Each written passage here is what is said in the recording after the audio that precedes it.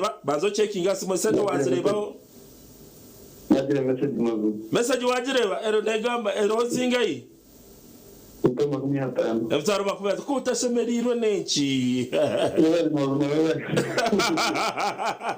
Ngweno tarindaho terasta bibira chatu na mnana star ishatu star ikumi hash oyegito mukazano bugahati akarone kagambwaho buri hamwe Tandikisa bakurunji na simuka program aha TV West twegiteho okurugo rukubanza okwisira wa katano okutandikana shahe mweza kasheshe aha TV West oboro kutunga biri kugarura mu mujinya okumanya nebindi binji imwe mutense umuringo gwanyoko yimuri kugira ngo bundi tukaje utakubasa kutambira tukaje twakubasa kwihaho urukubanza netubane tuganira habiragiro nebyo bwegese ebyino mugashahariwe urwa kabiri nitubatuye n'abahangu abari kutwegesa ahabimishuburo nesente ebyakubasa kongera mani omurugendo rwawo rubukozi urwa kashatu nitubatuye n'abahumuriza abari kugaruza imitima yito mbuteka hamwe no kugonjora inshonga z'amaka omuntu okubowa mani ningashi umunyeto kuburyo mani izina n'uryekora kandi izina ryo kwekora ry'umunyeto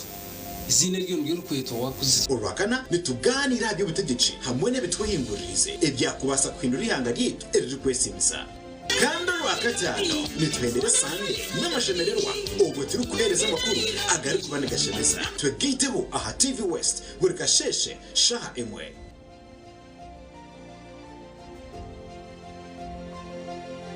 Uganda mwetebekaniisize ubu ni bwo bwire bwo kucamukana sente omukazana kare kubasa kwindura amagara gawe ubwo rikoresa shiringi 20,000 zonka miliyoni gana zona nezo kubaha konka buri sande nizaguma ningaba emitwaro 50 for the lucky winners no korota kwangura sentezi ekikuriwe no kugiraho akasente 10,000 asimu yawe orero okimata star 238 star ishatu star ikumi hash then yes na hati no basa kuzana by the way even now our lucky win of today kwa tesimu mnywani wanje aha wasibota sebo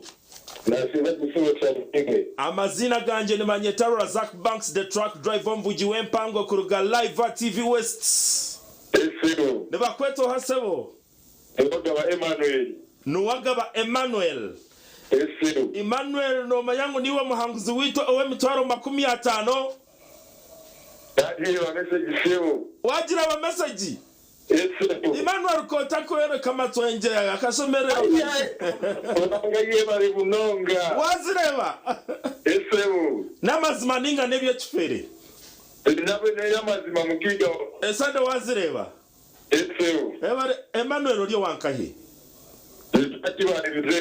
Chibale Ngweno tarindaho terasta bibira chatu na mnana star ishatu star ikumi hash oyegito mukazano bugahati akarone kagambwaho buri hamwe Otaferwa mama nuko kusana mukwana agira misuka naza kuza kwetonda na buri kimwe cyono kureka ngakire yawasukubana yiwa kandi cyito kikuka kandi zuka buri kubana aribo mwana we nana isuka umusayibu yagira miso gukurikana asesha abukurika ngumwana we yagira miso gukurikana kwa kina akora utakake bakandi zuka mnyaro wanje mark janti activist ni hita buri saha emone cyeka zo mu abazi wagira misuka ntandika kuri jimonoka isuka kandi zuka ngonoza kwa VJ Rama until when can you hide the truth izuka kandi VJ Rama the fantastic mafras tura kwantu makani mbera buri kimwe cyono kwa ukozere bati ekibi ukora polisi no jino miso nukaga no njya koreka unotina munyana wanje ningamanti ekitunjwa cyoka akotewe no kwano kafera baketa Mbabazi guilty like how these people have helped you goma activist ni that oh Mbabazi guilty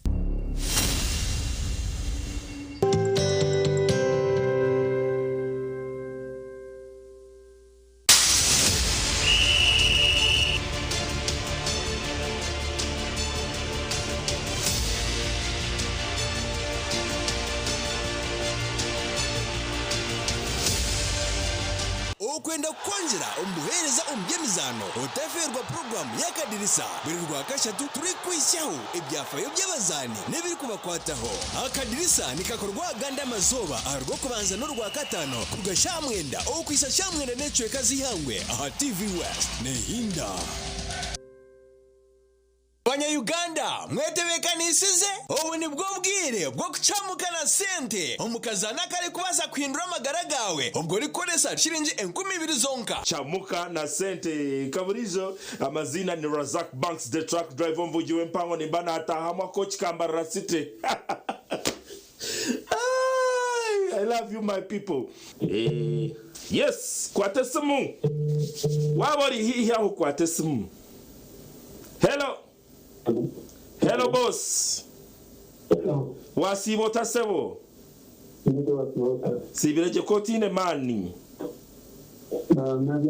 Wawari amaho amazina ganje nemanyeta Razak Banks the truck driver omvugiwe mpango kuruga TV West.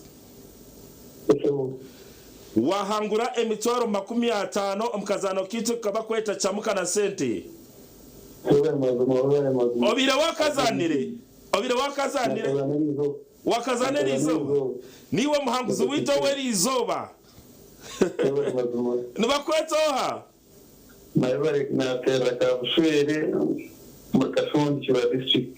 Bushwere Kashongi Kiruhura district. Esente wazireba bazo checking asimo esente wazirebaho message wajireba ero negamba ero zingai Evutaro makumyata kutashemerirwe nenchi.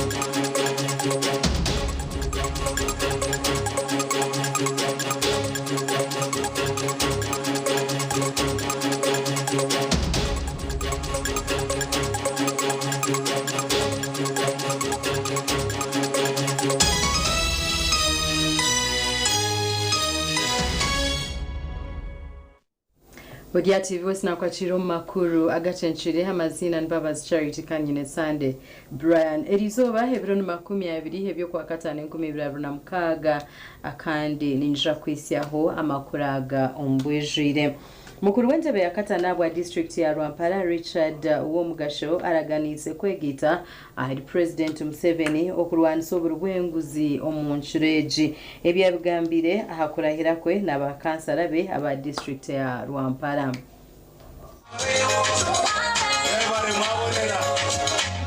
Omukoro gwo kurahiza mukuru w'entebe ya katano hamwe n'abakansala be aba district ya Rwampara gubira mboga nkuru za district age.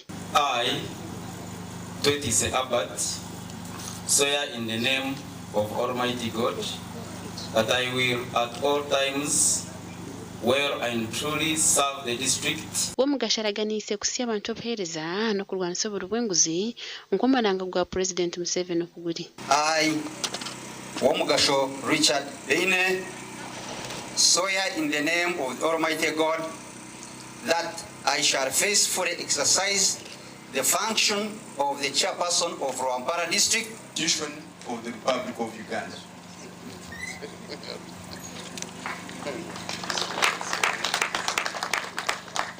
And everything you do, you write, you have to put what I would call the chairman's seal, which is the stamp of the office of the district chairperson. Me, I hate corruption. I want to support the president. We fight corruption in Rwampara. Kisanja akuna slip. The Kisanja taro kujiraksta, taro kubyama. We must go and work for our families, work for our people. Yes, Sanja, I was coming here every day, Mr. Cow. every day would be here. People would ask, why is Richard coming every day to Rwampara? They need to Rwampara. Albert Twetise n'uwatorirwe nka speaker w'ishengero ya district ya Rwampara kandi nawe arahizibwe. Twakazamu njyangu n'abantu opposite kandi icyo nisimera mukama atina bugaricyo ebintu bishate binkwemeraho nyondi yo muntu umwe urukurunda n'abantu koze kansarazo wabareka bakataho gap aha executive na gap aha members of parliament bakataho gap aha technocrats no wa chiferwa chona. Ambassador Francis Butagera n'uwabe ari umujyenyi mukuru kandi hinentande yakomera bebembeza basi. Now to the councillors and chairman, when you are swearing, you were handed over somebody, you were handed Constitution, Local Government Act. I want you to familiarize yourself with those documents. Please internalize them, because those are the ones which will guide you in your deliberations. Sometimes you have rifts between the councillors and the executive. The chairman and the executive and then the council. Who is the boss? Now that is a very useless question to ask. You are all bosses. Abantu kwatanisa district zetu nzabaje. District senunji nizo zikombe kihangarungi. Okwatanisa kwa kuriya district ya Rwampara rizoba nukoreka urugendo rutwatandika. Rutwaza kutandika hamwe rukwatanisa. Ikindi kitwasha bikinasho umujeni mukuru yakikiriza cyo kugira ngo twani kuri tunkabembezi abantu abakuru kwakira bitwa Rwampara bagire body yo kutwabura turi mu twarwana twavuga batwabura so icyo nacyo sakura cyabaho. We need to have a better district. We need to clear everything you have ever heard of on Rwampara. This time around, I hope Rwampara will shine. Kwanga ko kumutaba disappoint nyino mutsanja cyo kubanza nimba hamza no bunarahize bwa obunarahira ngazo mutsanja cya kabiri nimba hamza ngo nizagumuza mbaje kiri kurunja abanyandija tamweki nka president okwagambire ebintu bya corruption bibe zero. Omugandi abasingira Karumu district y'Ibanda Elizuba nibwo baterebera biro byabo kandi baraganisa kutereza ibyobuhereza. I Navma Kasfana Basiye swear in the name of Almighty God that I will be faithful and bear true allegiance. Okora hiroku kabakora mu vibe nyingi kandi kwakorwa hambuga nkuru za district aho governor Happy Herbert Mayanja yarahizibwa nka mukuru wa district na ba kansala nabo barahira. Swear in the name of the Almighty God that I will be faithful and bear true allegiance to the Republic of Uganda, the supreme law of the Ugandan land, Constitution. Habaho kutora na speaker w'ishengero ya district y'Ibanda. Our focus will be one, to fight against corruption. I have always said so, but you have always disappointed me. Whatever I say, the public and some people here disappoint me. Auto akoba shobezine umugambo no mukarura harmuki nimbashaba sastra oba wampakaruru oba tu wampakaruru umutima gwanje gurumwere tinyine nshunga no muntu wena atampakaruru. Bakanza no bwanyuma yo kuterebera hiro bahamiza abantu okuba rukuza kubasya obuhereza. Swear in the name of the Almighty God that I will be faithful and bear true allegiance to the Republic of Uganda. Abo kubanya imbaraganisa kubakora ngo nimbaraganisa omukuronda karuru mukama nkwasi ndebeke ngo ibintu byo twabishikiriza kandi nimbaraganisa kwatanisa nimwe korentu bukayiti yachichuzi ahabwe buzuwe bituyine. Ahawa TV West Susan Charsima na Timothy Mushabe. Swear in the name of Webale Susan Charsima na Timothy Mushabe. Mukuru w'entebe ya katano ahabwa district ya Rukungiri n'abakansala be barahizwe rizoba kandi bashaka gukora abantu babo ababatorine. okushaba bebembezo kukorera abantu kwahebwa y'omuramuzi Gordon Muhimbise owayebembera omukoro gwo kurahiza bebembezi ba Rukungiri district.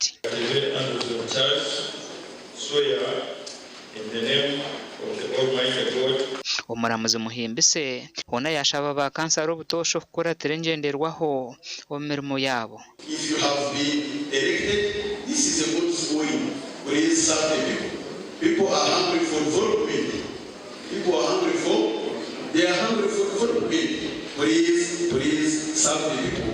This is the God's calling. Anderson Katebere niwe yarahizibwa nka mukuru w'entebe ya katana habwa district ya Rukungiri kandi yaraganisa kurwanisa obushomankuzi omu district age. And that I shall promote the welfare of the people of the district. So help me God.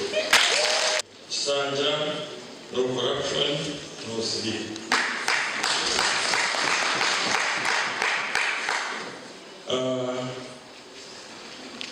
Leadership calls for fairness, transparency, and zero tolerance approach to corruption. Looking back at the time I had the honor to serve, I'm proud of what we accomplished together. Bakansara baraganisa okukorera babatorini. Kandi nisima munonga abanterera karuru regardless of the party akavuga kabakeshunga we nindaganisa kubera abantu nindaganisa kukora proceedings za kanso kurungi nindaganisa following rules of procedure. That's all we need. People who show up and some areas of the world, President of Swahili don't have the electricity. That's all we need. And if you cooperate. Kandi nk'uko abantu banyakisenyi bampire mandate bajwekera mu district council y'imyaka 5 nyerekerire nko kunarahira kwindura ha welfare yabo anahabweco turaza kutandikira interest yanjye mpango n'emyanya eje mihango eminjera bugwa mamizi. Omuganda bebembezi n'abantu ba burijo nebahiga kugira enkwatanisa na gavumenti kibahwera okushongera entunguka omu byanga. Ebi bigambirwa ha kitebe kya district ya Kiruhura aha mukoro gwo kurahiza bebembezi. Deputy Speaker, and that I will support and uphold the Constitution of the Republic of Uganda as by law established. So help. Thank you, the people of Kiruhura, who walked long distances, quicked in the sun, and voted not for me as a person, but for trust. Thank you, my family, once again for releasing me to serve the people of Kiruhura for the next 5 years. We must promote teamwork within our councillors so that we can build our communities and strengthen them. Another thing is service delivery. I want to emphasize that every councillor will be taking up implementing all the projects in the district. Okurahiza bebembezi kwebembirwa omuramuzi wa Kiruhura Benjamin Serewu.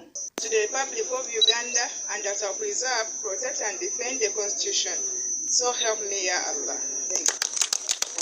That I will be faithful and bear true allegiance to the Republic of Uganda. And that I will preserve, protect and defend the Constitution of Uganda. So help me. Habireho no kutora n'akakiiko aka kanso. Solomon affirm that I will take at all time well and truly serve the district in the office of a secretary of a social and community-based service, and that I will support and uphold the Constitution, Bear true allegiance to the Republic of Uganda, and that I will preserve, protect, and defend the Constitution. So help me God. Congratulations. Gasha kwa bdano basibye na Sande K. William. Mwebari abashatu bitu bamakuru ba kansala bashabirweho gukorera abantu entunguka bwa nyuma yo kongera sente za budget ya Sheema. Ebi bigambirwa mu nyishenjero ahabwa Sheema Municipality Dickson Colin Kateshumbwa ahakurahira ko abebembezi aba Sheema Municipality. omwishenjero kateshumbo bwabira rya mukoro gukurahiza kwa bebembezi ba Sheema municipality bakansara hamwe na meya arugere yasasira abo bona abarukumuhandika hebito kwatirine ahariza social media barukumubeherera hanshonga z'obushomankuzi ez police eriyo necondoza habwe nchuro yishenjere herize kwa Patrick Woko, swear in the name of Almighty God that I will be faithful and bear true allegiance to the Republic of Uganda. Swear in the name of Almighty God that I will be faithful, bear true allegiance to the Republic of Uganda. Abanyashema twinemo abantu abatakwendeza shema. Abamwe kubakuzombururu baragambine biniga baguma mutuma benda mkandi bagumize mundu batamagashema bwena abantu aba propaganda abatari kwendeza akarungi kubona kashema yinda kubasabira umugisha hanga bakwateho abo kubecyo kuba no sabira ngo umuntu kimuhikeho kikugira ki rahanga no yatira umunsi Kateshumbwa arabwire ba kansara barahire ngo atire agegona yongeza budget ya municipality kurgaha billion mwenda kuzaha billion 21 buri mwaka ngo kandi utarkwenda korra abantu atahe ucerkare. Jasimire Anabera, swear in the name of Almighty God that I will give faithful service to this council. Ekabiri ya budget 9 billion. Omwaka ogo kuturiyo twendera ebireri 18 billion. Kada 18 recurrent 16 development ziri 1.6 billion. Budget yo mwako kuza yitwingwize ogurukwijja, the budget is now at 21 billion. Kandi jo erumu eyo kwikurizinga kureba ngu abakozi baba promoted emyanya ebiretal field yaba field nabwanyuma ba kansara baterebera hiro byo kumeba hamwe no kuhereza abantu batine kutina hamwe no kugwera rubaju and that I will preserve, protect, defend the constitution of the constitution. So help me God. I, Akankwa Santa, swear in the name of the Almighty God that I will give faithful service to this council and support and uphold the Constitution of the Republic of Uganda. Stephen Katwiro Munda nwatori nunka mukuru w'empanura z'ishenjero rya municipality Milton twinumugisha nko muhwezuwe kandi ababona bakwasibwe ukwato bya ofisi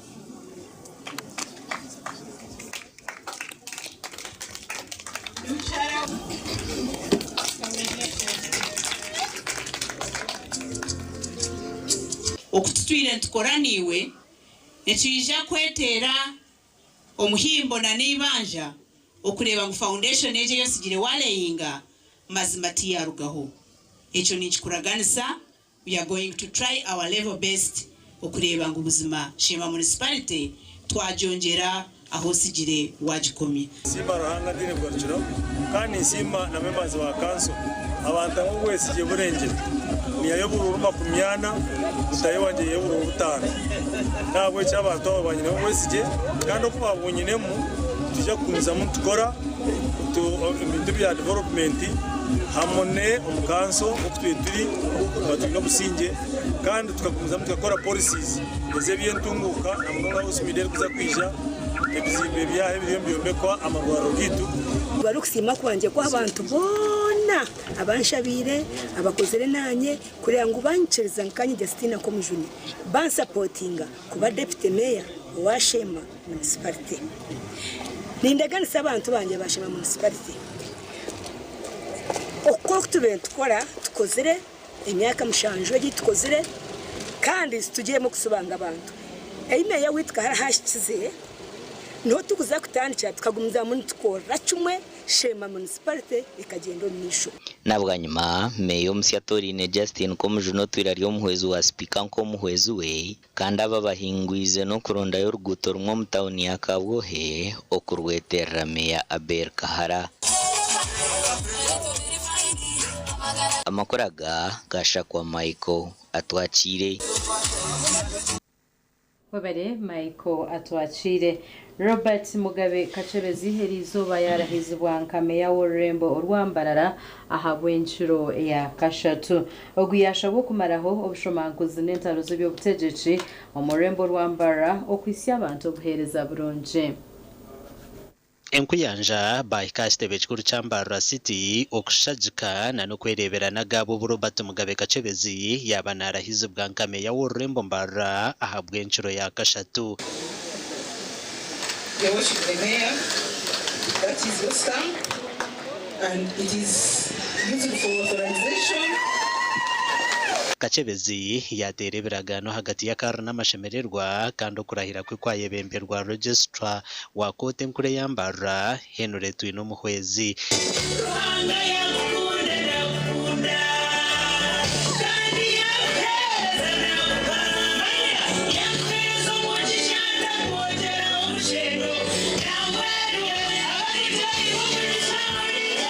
Nabwanyuma bakansara nabo barahizibwa. أعوذ بالله من الشيطان الرجيم بسم الله الرحمن الرحيم.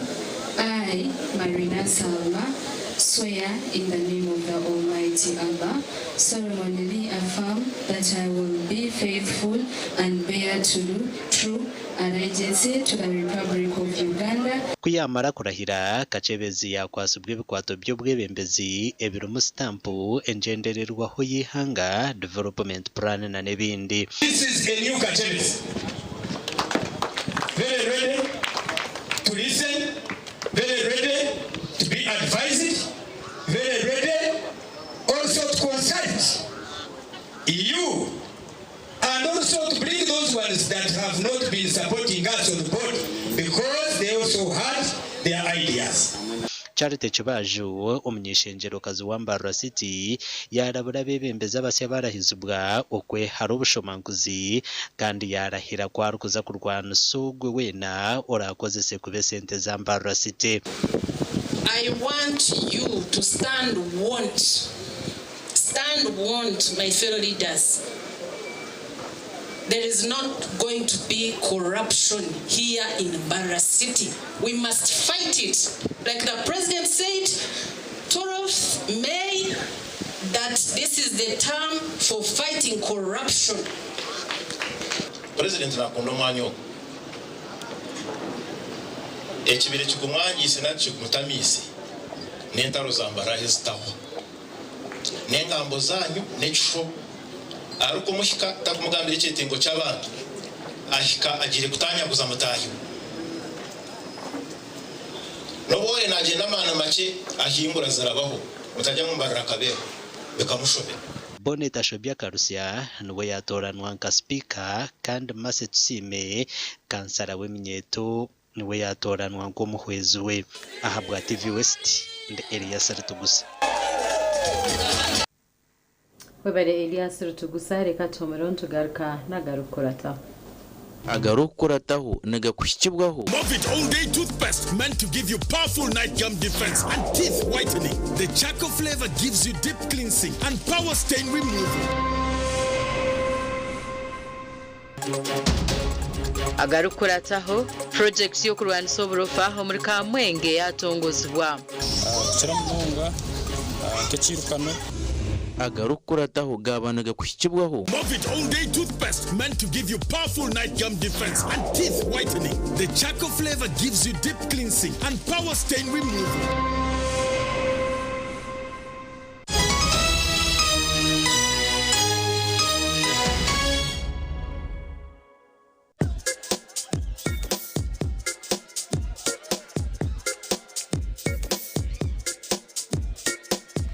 Are you in panic? Or you're afraid to make a move? Don't worry. With Kazire Red Tonic, you will put her in red moments. And with Kazire Power Tonic, you have your game powered. Enjoy Kazire Red Tonic and Kazire Power Tonic, the natural organic products. Kazire Power Tonic, made from nettle tea, ginger, grapes, and honey. Kazire Red Tonic, made from watermelon, pumpkin, grapes, and honey. Power your game and ignite her happiness. At Fins Medical University, we offer online postgraduate diploma in medical education, Bachelor of Medicine and Bachelor of Surgery, MBCHB, Bachelor of Pharmacy, Bachelor of Medical Laboratory Technology, among others, Diploma in Clinical Medicine and Community Health, Diploma in Medical Laboratory Technology, among others, and certificate programs. Fins Medical University, a chartered medical university in East Africa and is located in Fort Portal. Apply now for the March or July-August intakes. Visit our offices or apply online on our website or contact us for details. Fins Medical University, saving lives, our passion. Feathers, sanitary pads with hamwe na ABC Feathers sanitary pads tokujwara bukumi bwoka konkani zije hamwe n'obusinge bwingi n'amanu go kunyunyuta hamwe n'ebishenje bine by'obukumi kandi n'amapapa gazo ni maringwa agari kuretera okwekunda n'obusinge izoba lyona nechiro quality pads affordable price. Pads zezi zikasimwa na award za bulenje bw'izoba ya Afrika. Feathers pads niziretwa umusayizi nyingi ahari mu empango neza burijo kandi nizija na pantliners zabusha okuyamba umumbera zawe nkomukazi. ABC Feathers sanitary pads okworoba amani obusinge. Feathers sanitary pads obukumi bw'omutano umbwire bw'omutano.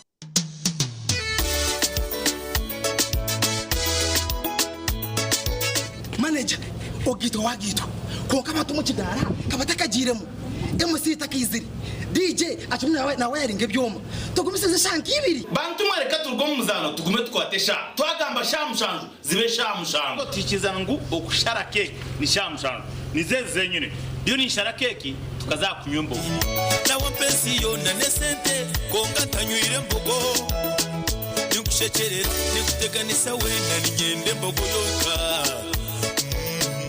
nembogo kanaba mulungi ayibambe nekolera ayimukama wanje okagaruka meshara zanje Bagen Nursery and Primary School ishomero rya na boarding ahabwa bojo nabishiki hato mu myaka 5 abeji bitu basinjire bigeza higuru munonga nitutungure talenta zabeji omusoka academy yitu harimo ba coach abo mutindo manye no mupira tina bari kutwepimamo otebirwe music dance and drama nebindi Bagen emico n'edini byona nitubifaho evina no buraro byona nibyo mutindo kandi nibihango abana tibari kufundirerwa ibyo kwerinda birya higuru Sheri nibibashyira bazire emitwaro 55 ahabwa boarding okwandika beje hati ni kugenda mu misho Bagen Nursery and Primary School ya Ntonde hometown esimu note mushanje note 3 kinana nemwe chenda neina note emwe.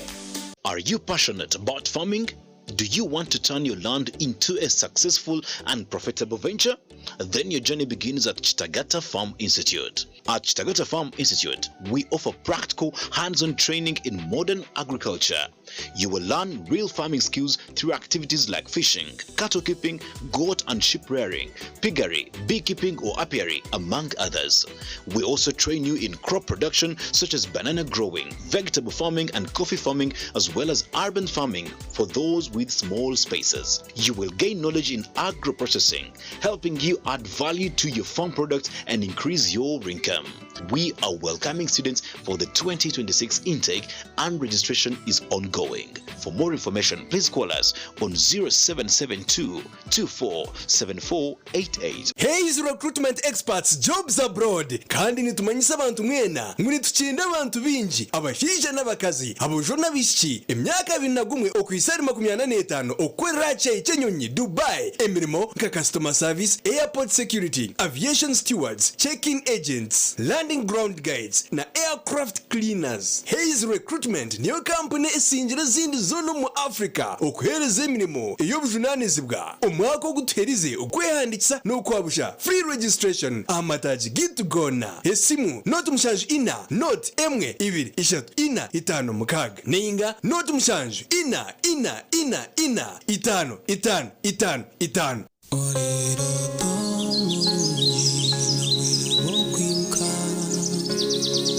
Echiro chisisire chireche Rose from Nempaka Shekaronji But I see a rose spring, a rose form ejini biti tokura busas mukashesh nikukumasaji ngomuchiro chona werare nko mwerere nomfaratsi gw'omutendo kandi nuguhangara omugongo ombero gurukushasha okubiyamaje kigambe bakwecho urkwenda resform ensi y'ebiroto birungi kuruga mu nshozi za Kinkizi n'itaka ryo rwezo irya Kanungu habireho intekate ya mane yatandikirwaho abantu abino mwete go kwetungu tindisho ne Kinkizi Development Finance Services kidefisa sako limited yabo ryo muhinji omushubuzi ningo muzire uyerekerere biro ryo misho turakwentandikiro yo kwetungura kurabira muri za Roni City ko buhinji no bulisa capital yo bushubuzi boda school fee maka n'izindi nyinji hamwe n'izindi nyinji aha magoba agakendezibweho twina accounts nka individual fixed deposit school collection accounts women empowerment accounts joint institutions turyabesigwa omukubikire sente zawe shanga head office Kanungu headquarters Kambuga Butogota Pungu Chihi na Nyamirama okumanya birakiraho tera noti mushanje 2 kaga nemwe noti 5 kaga nemwe email chedefisa sako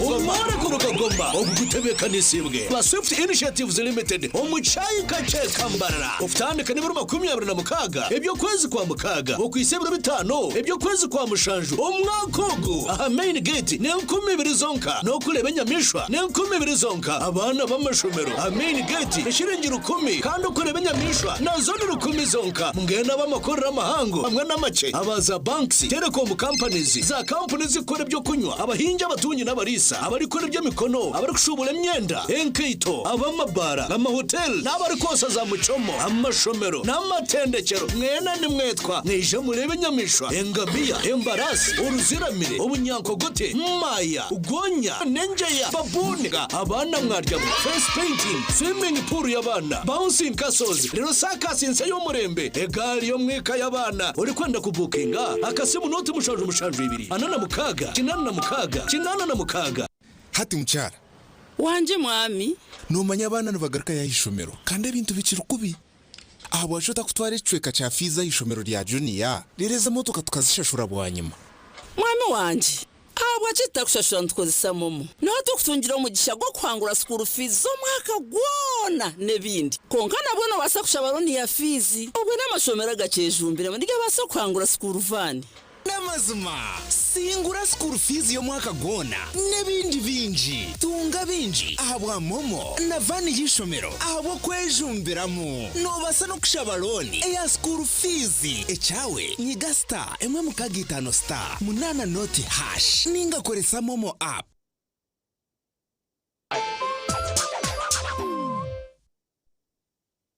Mommy? Yes? At school, everyone crunching. Nange kumulimu nga nkola? When I'm watching my kazanyo. Anti ku highway nga mvuga? Sisumagire Joshua. Honey, mwana muwe. Get your favorite packet of Psalms from a shop or supermarket near you and crunch. Get yourself a packet of Psalms and start crunching. Psalms, taste the difference.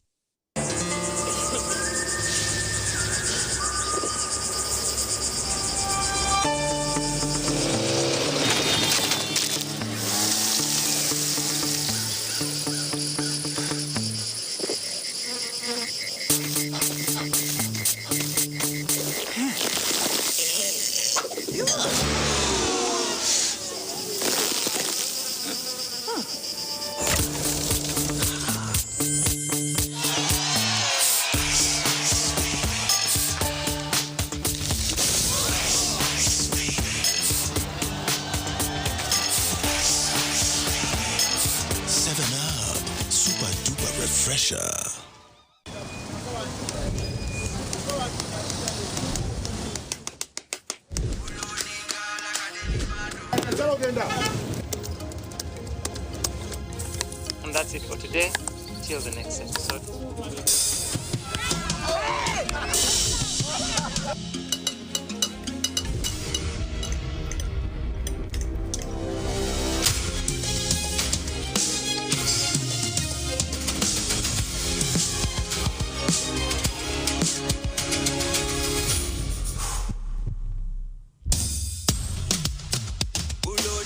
Like a daily bando, like a daily bando, like a daily bando. omuliro nguwulira muli umutima kukankana like drums kalakata kalakata enendongo yakusabula mikono free your fire free your fire free your fire.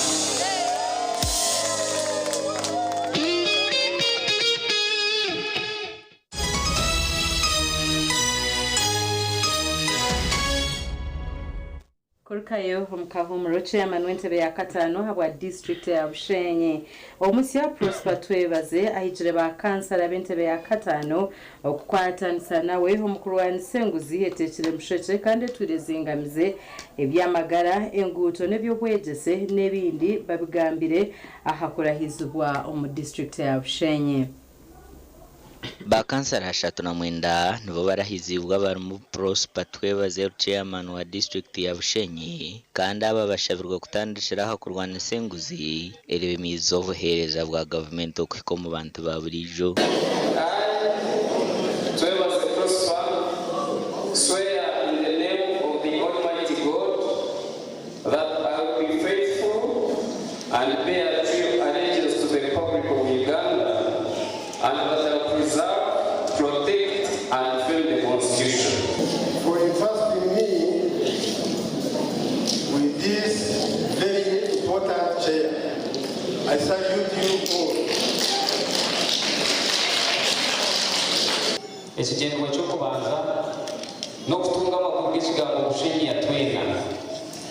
Bushenyi yatwena abiine za speech muza kushoma n'okugira ngu hariho okwahura ngogu n'owabitoma ogu n'owaruhumuro ogu n'omuhinga ogu n'omwogo ogu n'omunyakyaro kintu cy'inshobora wari narimo bari n'abakutanya kuza Bushenyi abahiga kiremisi ni narimo igiji kina president w'Yanga n'amakuraga agate kweta abantu abahikira hakurahizibwa kwa bebembeza babashabira obutazamukanso kwigusa amabondo gabo bakebwa omuntu wa burijo na munonga nko kubabonereza engoto ebyamagara obwegese hamwe n'ebindi otejwe na sente za PDM eziremere kuhika ha muntu wa burijo nuko kuhabura bakansara kureba ngu twahishtinisa chairman na speaker kandi na no kubahabura kureba ngu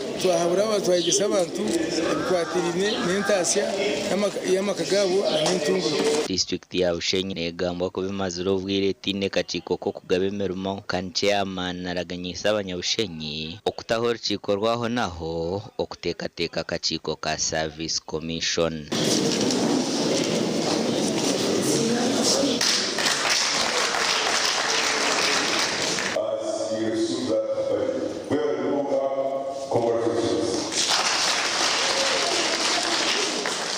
Ebyo bikiryaho Honorable Jane Arisemera Commissioner w'ebyobururo mu kibiina kya Rwandisiriza kandi obwira ryo mugenyi mukora ha mukoro gukorahiza chairman hamwe n'abakansara ashabira bebembezo mu district ya Bundibugyo okwetantaro kuryenguzi.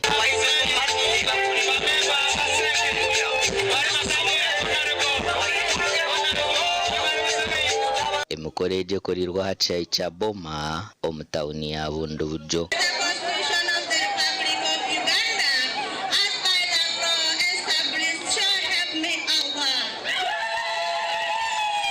Honorable Jane Arisemera Commissioner w'ebyobururo mu kibiina kya Rwandisiriza kandi obwira ryo mugenyi mukora ha mukorogo arabwira akachiko ka district akari kugaba emirimo okwetantaro kuryenguzi.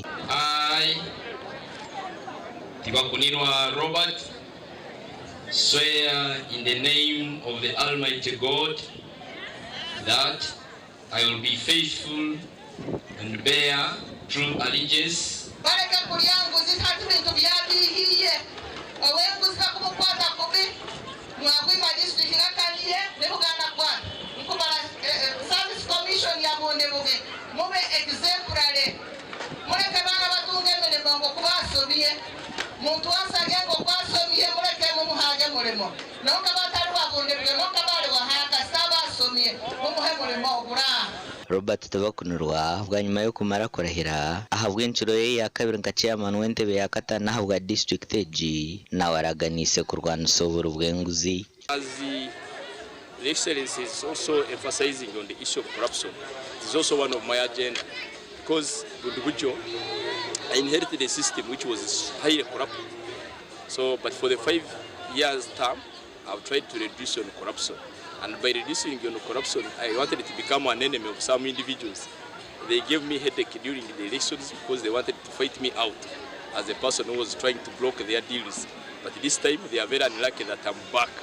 And even if they know it that I'm back, I'm coming now to stop that element completely in all departments of government. Even if there are some people. Now, if we are not careful with this problem, it's going to spill over to the young generation. Mama omusiagombora emabera haimane town council mama sebare yejumbera edundebya matrebetu haimane risata empira eyabisara ekintu kino munalenge kenyindi ngere na mabera abango kumabenye kwa manga ya chiteka okwa platform ereminyerende Smith tubamwenda nuwaronzerwa kurempa norazishenjero rya district ya Bundibugyo amakuru agagasha kwa Ben Mhozi hamwe na Gilbert Mahanguzi. Mwebere habashatu bitu abebembezo mu district ya Kanungu baraganiso kureceraho kwebaganisa mu cwero kureta entungu ko mu district yabo inama yo mwehesho muturu hagati y'abebembezi batari bamwe na bamwe aha mukorogo kurahira kwa bebembezi abaherize gutoranwa ya Mukama Francis habire hempinduko mubarahire abantu mukuru w'entebe ya katana bwa Kanungu district bya Mukama Francis Kapesha na ba kansara kandi bashabira kutamana hakurwanzo bwe baganisamo. As the district Kanungu in the office of the speaker I Kashemire Kafa declare that candidates Kiruhura of NIM person has been elected the speaker of Kanungu.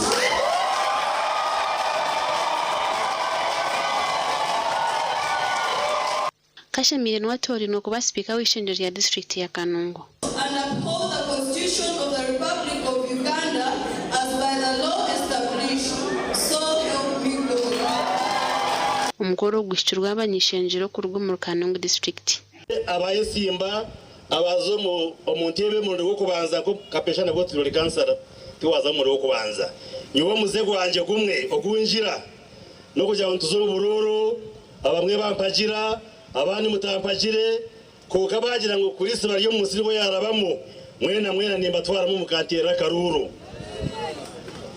nyowe ndikiriza no kusasira ngo kunaba nta kigambire konka ndashaba ngo tongere ahabumwe ubumwe bwonka nibwo buratuyise aha businguzi ahamwe no koraje ahabwa abanyakanungu cyaza kutera umuntu we dini yona na ndabashaba abantu bamukamo umuntu uri kutureta mu kwibaganisa magezi nanda bashaba mureke tubane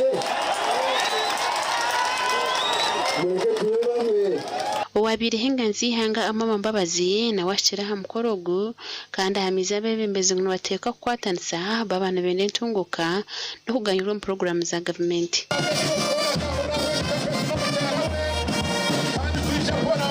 Ikiragamba n'ekimuri omaramanyi kugira ngo teri no kutongera entunguka twatwino butaka twatura Rwanda entunguka yabaho habaho kwatanisa kagira ubumwe entunguka yabaho twayesigana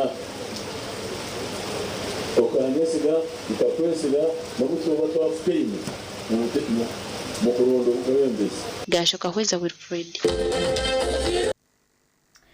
Isaac Mujenyi n'omukazwe Betty na Musisi abatura banyendo omuri Masaka bashobanzirirwe n'omwana wabo owamezana kandi ushanjirwe n'endwara y'omutima erikwenda kushemezwa ogunasha bobuyambe.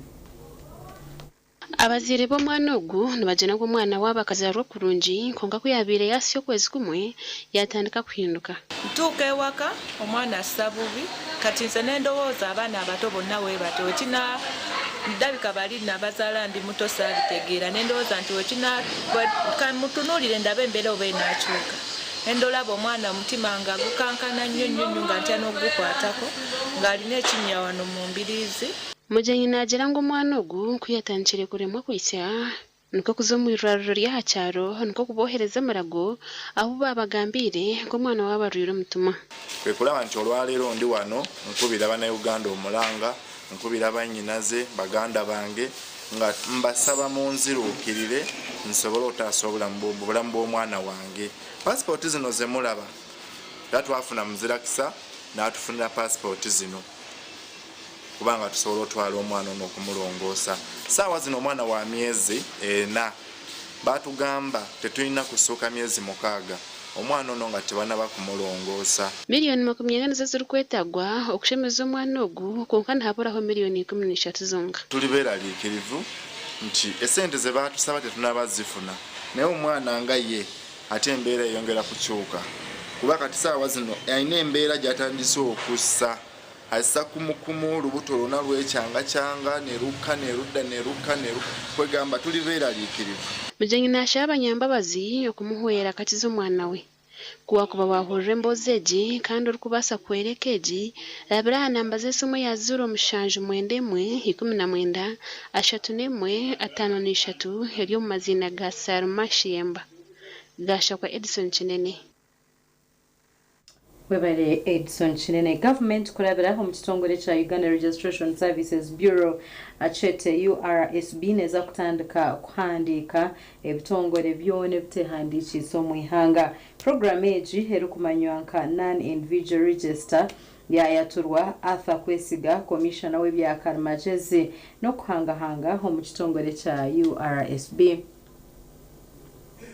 Kwesiga yature n'amejeri izoba ubu yabanagambira abantu barwo mu bitongole bitari bimwe na bimwe mushomo gwatebekanisa gw'ekitongole cya URSB Las Vegas Hotel mu Rurembo Mbarara aba bashomesebwa hankoreji no kwera yambe bitongole omuyanga mugenu eji register neyo kuyamba ngo buli waba nokora business yawe umanye abuli kukolegana nabo ni baha kandi umanye naho kubashanga kandi umanye no muri ecyo kitongole noho ino bushoborozi koli kurebirwa Rwampara ninga university numanya ota ino bushoborozi so nitwenda ngo tukugambire waje abyejo register ekine kitongole ni company ninga ni sako konka bino bushoborozo muri geji sako ni nanka mbwenu waba no gamba nabo abyeji sako umanye ngo abali ugamba nabo n'abantu abahikire Okurugira Commissioner Kwesiga buri kitongore kirayandikise nkiza kuhebwa endanga bitongore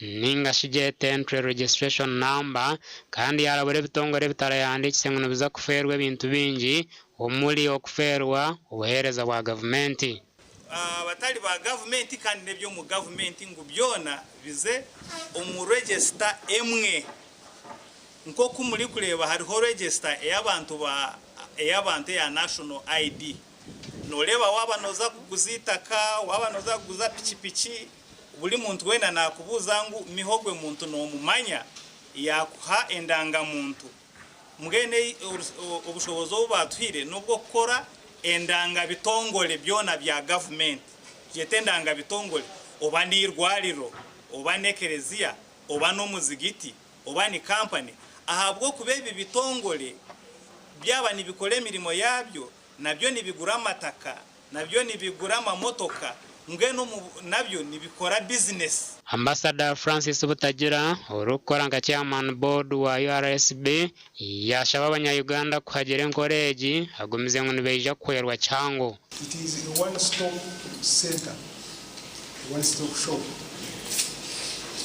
Up to now, there are many agencies, churches, all of these entities which are scattered, they are fragmented, there is no coordination. So if you are doing research, you have to go individually to these organizations. Now that takes time and it's cumbersome. But now we're introducing a system where you just go on one spot and access all the information you want. Kandi kirungi munonga nibaza kwatanisa n'ebitongore bya government nkaza URA nashe echemshoro nka echabashomesa ebina byone bikugita abakozi mu Uganda n'aba business kugira ngo batunje amazima agakwise abantu abo bakuza kuhandikisa aha kararuru. Awa TV West Ndabdukarim Sengendo. Reka tumireho tugaruka n'aganda makuru utarga TV West.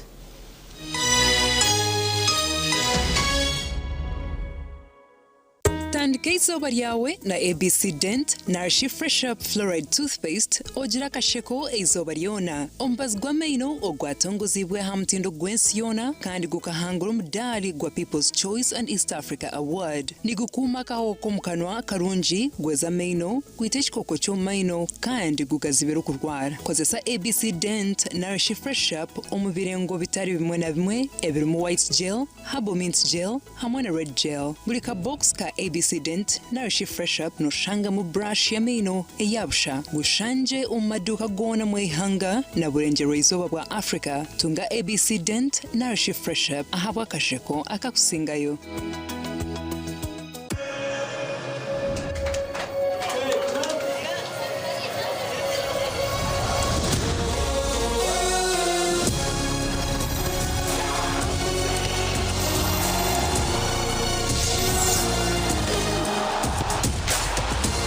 From 11 June to 19 July, everything can wait. The FIFA World Cup 2026. Catch all 104 matches on 4 dedicated channels, live on SuperSport, only on GoTV. There's a new way to keep your breath fresh all day. Introducing Movit All Day Toothpaste, meant to give you powerful night gum defense and teeth whitening. The charcoal flavor gives you deep cleansing and power stain removal. And the herbal delivers natural strength for healthy, confident smiles. Choose Movit All Day Toothpaste and enjoy freshness all day.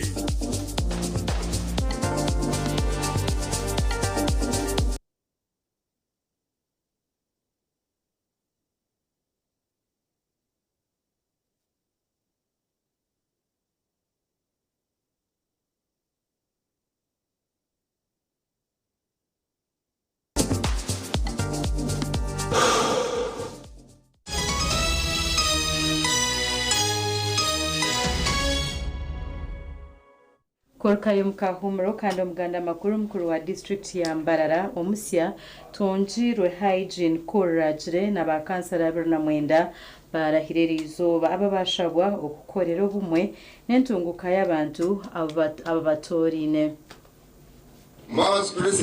Omukoro gukurahiza bibembezo ba Mbarara district gwayibemberwa chief magistrate wa Mbarara high court Moses Mushebebe. And supports, uphold the Constitution of the Republic of Uganda as by law established. So help me God. That I will directly or indirectly communicate or review any matter, any person. I will not. Swear in the name of Almighty God that I shall faithfully exercise the function of the district chairperson of Mbarara district and shall uphold, preserve, protect, defend the Constitution and observe the laws of Uganda, and that I shall promote the welfare of the people of the district. So help me God. Citizens of Mbarara district, I thank you for placing your trust in this leadership. I also extend my heartfelt appreciation to my family, the Kurajine family, whose unwavering support has sustained me on this journey. Ekintu bwana nacho tamwe gitulo noko abana ishomero ntuna mtu UPE twenda abashomesa ba headmaster abakushabe sente amashomambana ambazire abatine sente zo kubaseze tonjirwe hygiene korajiri yakwasibwe bikwato byo bwebembeza ariko bikwasibwa DC wa Mbarara district David Muwezi yakora report ora aiza kutunga executive noja kutandikira noja ku urabo mu report eji tushame tujishujume urebe ebyasira yakwanjura dusayiningire page by page nayo ni yanajukwase niyo rije kubanza kushoma nisima abanyarubaya abampira karuru bebembera mukafumero kansala kandi nisima izoberi abo kureba narahira ninguma nindaganisa abanyarubaya kuniza kubakorora Nuwajira Savilius niwe yatoranwa nka speaker kandi naija kuba nahwerwaho Jennifer Chora yende onka kansa ya Mbarara district ebandize yantamu wesije nimwe yabaziho ubwo kwasize bendera ya movement nka flag bearer ahabwa speaker wa Mbarara district mwene zoberi uwija independent tutagaruka twagaruka mu rurana kandi nabasa kwiya yo bururu 18 aharuma 30 kandi ubu nabanyene ihayo ubururu 12 Unale boroida chali bunda bamweta Kanungu bamweta slogan ye agamba nokora akali mu team no sleep good chance bizei nawe ya slogan ye team no sleep kandi no corruption so umuranga gwareza abantu bambarara abamuterira karuru n'abataramuterira karuru arabashaba ngubona bije bakwatanise nawe habwe tunguka yambarara abumuza eri umuganda makuru bwanyuma yo kurahira kwa mukuru w'entebe ya katano n'abakansara bwa Rukiga district habaruka ho butikiriza nagati y'abakansara na chairman n'umusya ahabwo kuronda akakiko ka executive. When the chairman was making nominations, in the nominations they lacked a concept of balance. District balance. It's not there. We are having at least, we need to have at least an executive member from each sub-county. And on this point, therefore, I would like to comment on the issue of the executive member from Kamwezi. Chairman Simon Rwamagenda yayegekera obutikiriza nobu aharba memba basya abaru kugira ngo tubaketegerizo ko ebintu biru kutambura. Eji council waza kureba ba councilors abutwine like 80% or actually 85% they are new members. Kandi abamwe indeba tibakashomerero roko act okwetegereza iteka iri kugaidinga chairman ku choosing aba secretaries niriha. The law does not prohibit the chairman of C5 from choosing a councillor to be a secretary from anywhere. Stephen Kasiaba chairman wa Rwanda district yashaba ba membo kubine kutambuza emyoga yabo yobwebembezi. The money that remains at the center that is supposed to be in local governments is 1.6 trillion shillings. And this money is not cascaded down. And the only reason why is because Abomu Center Murachira Kweyendes. As members of parliament, you have a task to say that the money that is at the ministries in MDS that is supposed to go at local governments to serve the people of Uganda, this money must come. The Evans Taremwa na Nelson Ahimbisibwe. Umakuru agibye mzano abahatsi ba team y'ompira gw'ebjere ya Arsenal ari kuzanira ho muri jenkuru he yabunjerezo mukasheshekera izoba aho mtown ya Mbarara basibo mukore bivuru wanyuma ya team yabo okusinga empaka za Premier League. Arsenal esenjire ekikopo bwanyuma ya Manchester City obabire nabahayahayana nabo okugwa kikazi na Bournemouth na gole mwe ahandijo.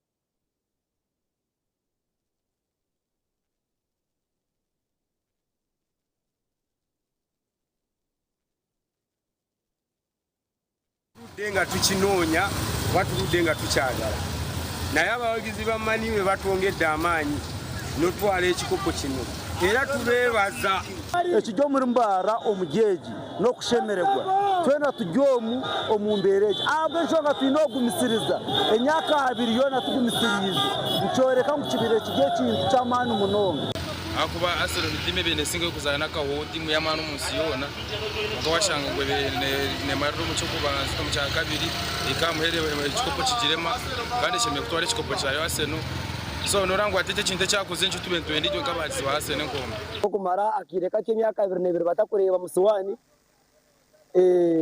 ateta abire coach murungi munonga so echa twire bazima bashemerire konke subiri yona twesijera teta yabasa kwisi yabyafaye twino kushemerwa kwa mani hati yona prano zona tuzore charize hangare omu Champions League kandi tuyine sudi yamane kumangu nayo Champions League tugereta mu Bungereza.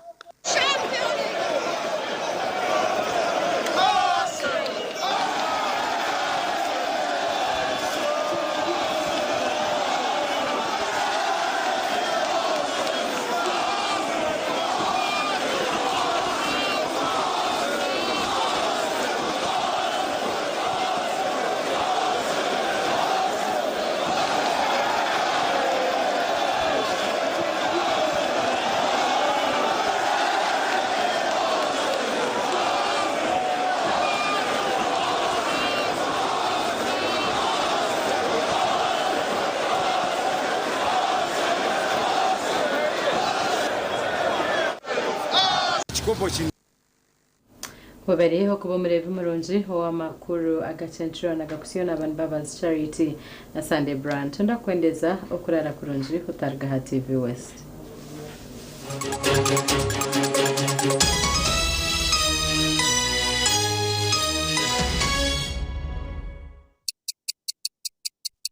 Eshaha zabishatu zechiro na when you don't use Momo, you get insulted by strangers.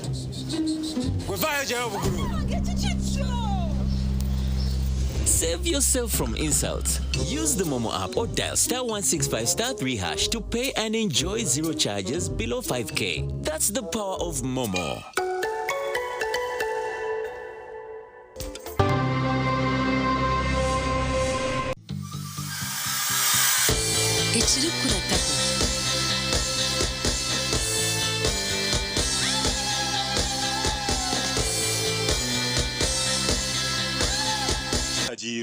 Bana Uganda mwena mwebale kusima bachogela Hub Products olwokufuga zendwadde z'ensusu zonna tunyiriza bato n'abakulu era basimye empereza yaffe tulese bipya ku katale. ABC Dent na Fresh Up nibikuhereza kawo karungi munonga yejumbira omubazi ogwa ABC Dent na Fresh Up dero oyonjera kusheka mu bantu otine kwetina aha kasente kache munonga.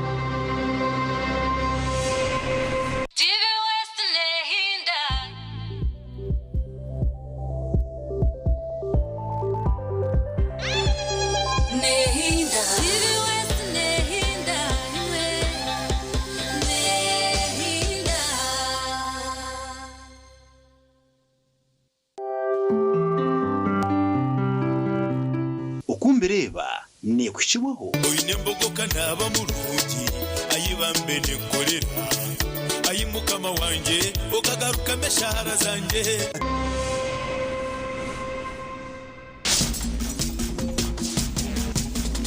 Program okumbereba musibireje basebo nabanyabo nabana okumukundeba mokumukundeba nahabwe embogo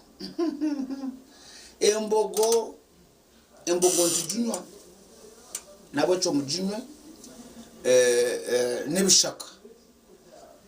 nebishaka ezandize mu armo bwochi armo butuzi so nibakore bishaka ebikubasa wanywa bikubasa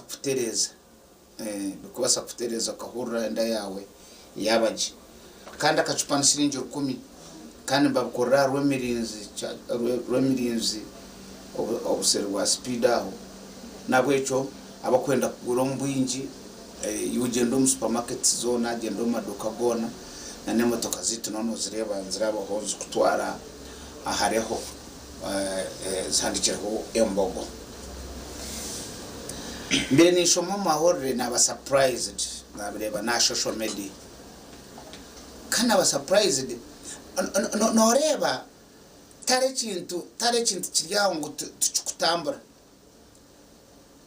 majam okuchabire kiri kare na kare nuko kiri na hati na mbwenu nebiro byona amin no embere ebintu no manya covid kahindura ebintu byona tino muntu abona asakuteka teka ngumke ensiyona ne basakwemereza abantu enyunyu kutambura pati chikabo tina muntu abasakuteka teka ngo ensiyona basakuja ngo atangira umuntu wargo mu twene tugumo papa guma munju president aguma munju twena tuguma munju taro kushora taro kuvuga moto kandi tukagumaho kandi twa surviving now edini nazo kuzizire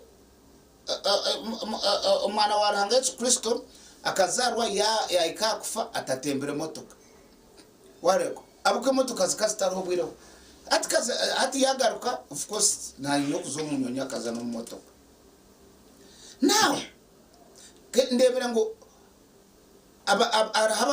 abasigazi babiremba kwato ombenda kutema umusigazi wo musiramu ngo arjiro musiramu yaba Christian nashika nashinte ibyo bukabaho kare ibyo bukabaho kare hato umuntu no mugambira oto okujunwa n'ikirungi agwacho ndanjuno ABCDD ninyendo bo musiramu rwachinjagaro bo musiramu ta ompereza ebyo kugendera kuko tokubaza ebyo kujya ngo ogwabira byo musiramu yahinduka bamutemo mukono apana ebyo that is outdated yes echo tubasitose mendo kubiteka because omuntu ati tukajya ngo omuntu ayine dini koke dini yawe jikwateje kandi kwera aba Christians baja kunda mutahi wawe ngoko yekunda mutahi wawe tokugira ngo mutahi wawe dini nowe kunda mutahi wawe ngoko yekunda wahur kandi tariho e family yaho kandi garikemo tariho family neji eriya kugira ngo yo nabantsirambo ibyo family tero mu Uganda kandike kuzaheba ngwitwe turya basiramu mama no musiramu tata no musiramu ishenkuru watata ni ishenkuru watata kare salam nyawe ndio mukristayo batatito na kosa nyoke family yo wit sine dine tarmar mabasiramu mukazwanye no myaka turki mabafaza ko kureba nkabasiramu bitwine ko muri Mbarara kareba ankasheka kayaya ijo musangira harina unomushisha murunji aine kanzu ya pure white namna shek unyano wani ya parking motoka yargamo he hugged me arukoma nyangu nyowe Geoffrey speed ndio mkristayo ukamba chimkono kwangu webale yeah you know that oreba love her face Abdala Mkwaya district call obaha mkoro obadwa nabando it's only me akwasa kumsta maharbaju nkarya nawe amalete nubona anyire koko amp nabasira mbona mbachimanye shek ditsikazo wambarara hakubari nyon hokustam abantu kotari kanyumba namuzikire tugende tuya sheka ninza kurinda sheka kurya ndiyaje kanuwa bitakumanya kurya inyama zone za sheka nzimuzitiyazo ecyo chikoreka ngo twena turubamwe koko nabyo nagambira wabaruhire nozo wa doctor tokamboze diniye kuyihono mugambara oburuhire bwawe akoragura tube bamwe turabamo mu Kristo turabamo mu izina rya Ruhanga ekiramuso cykugira ngo assalamu alaikum ntugita twena tuterezo businje bwa mukama nuko bireba iwe no bireba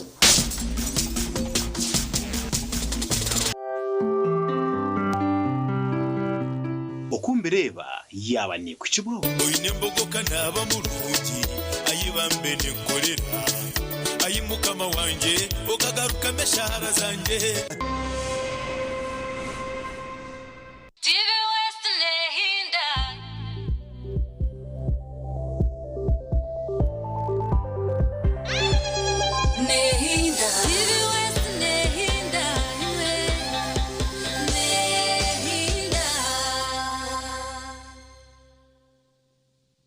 Hati mchara wanje mwami numanya abana nabagaruka yahishomero kandi ibintu bikiri kubi abo bashota kutwara icweka cya fiza y'ishomero rya junior rireza motoka tukazishashura bwanyuma mwami wanje abo acita kushashura ntukozesa momo naho tukutungira umugisha gwo kwangura school fees zo mwaka gwona nebindi konka nabona basa kushabaroni ya fizi obwe n'amashomero agacejumbira muri basa kwangura school van Namazima singura school fees yo mwaka gona n'ebindi binji tunga binji ahabwa momo na vani y'ishomero ahabo kwejumbiramo nobasa no kushabaloni eya school fees echawe nyiga star emwe mukagitano star munana noti hash ninga koresa momo app.